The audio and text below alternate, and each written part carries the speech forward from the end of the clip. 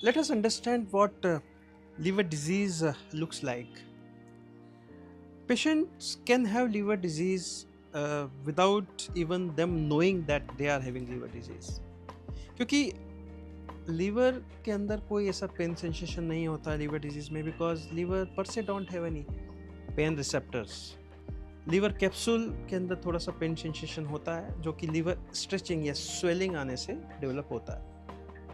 लेकिन पेशेंट को पेट में हल्का पेन हो सकता है, वो हो लीवर की किसी भी तरीके की सूजन की पोजीशन में। इसके अलावा जो लीवर के अर्ली साइंस होते हैं जो कि लीवर डिजीज के अंदर हो सकते हैं अर्ली स्टेजेस में without patient actually having advanced liver disease are many.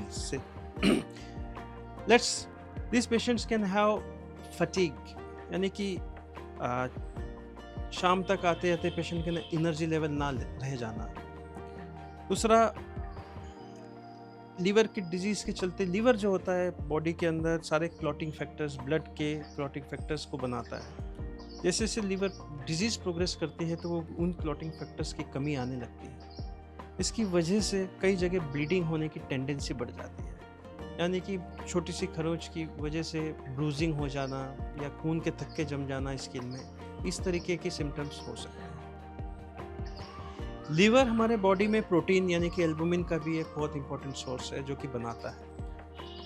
जैसे जैसे लीवर डिजीज प्रोग्रेस करती है एल्बुमिन का लेवल बॉडी में कम होता जाता है, जिसकी वजह से पैरों में स्पेशली डिपेंडेंट पोजीशंस के अंदर स्वेलिंग का आ जाना, दोनों पैरों में स्वेलिंग आने लगती है।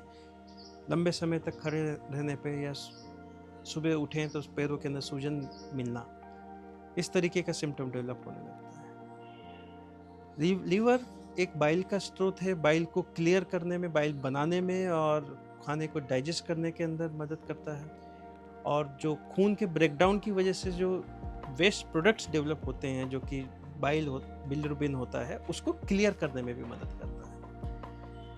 अब अगर लीवर डैमेज होता जाता है तो बिलिरुबिन का लेवल बॉडी में बढ़ सकता है, जिसे हम पीलिया कहते हैं, जॉन्डिस कहते हैं।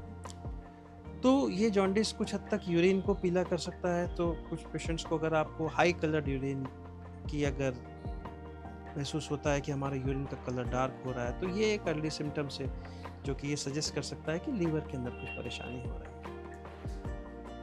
इसी तरीके के जो आम लक्षण हैं जो कि अर्ली स्टेजेस में डेवलप होते हैं, इन्हें इग्नोर नहीं करना चाहिए।